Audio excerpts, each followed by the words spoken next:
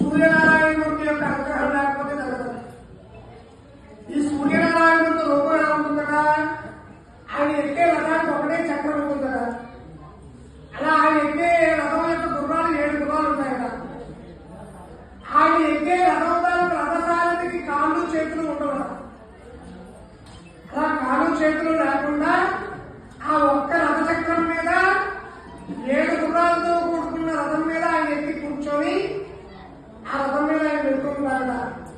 అంటే రథం ఒకటే బాధపడి ఉంటుంది కలియుగంలో అని చెప్పడానికి ఆయన యొక్క రథచక్రం ఒకటే ఉంటుంది కదా. అలాగే సూర్య నమస్కారాలు ఎంత విశేషమైనవంటే, అంటే ఎంత శక్తివంతమైనవంటే డాక్టర్లు కూడా ఏం చేయలేము అని చెప్పేసిన వారు కూడా ఈ సూర్య నమస్కారాలు 40 రోజుల పాటు చేసి వారికి తీర్థం ఇస్తే ఖచ్చితంగా లేచి కూర్చుంటారని నేర్పిస్తున్నారు. అలా లేచి కూర్చొని చక్కగా ఉన్నవారు కూడా ఉన్నారు.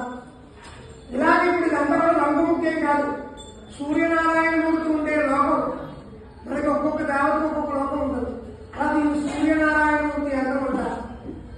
ఈ సూర్యనారాయణమూర్తి యంత్రంలో ముందుగా ఆ పంతులు గారు కూర్చొని మీ అందరితో సంకల్పం చెప్పేశారు. ఇప్పుడు దాకా ఎటువంటి అనారోగ్యాలు దీర్ఘ రోగాలు మనకి ఏవైతే ఉంటాయో అవేమి ఉండకుండా మేము ఉండేలాగా మాకు ఈ సూర్య నమస్కారాల వల్ల బాగుండేలా చూడండి అని చెప్పి ఈ సూర్య నమస్కారాలు ఒక పంతులు గారు కానీ 4 పంతులు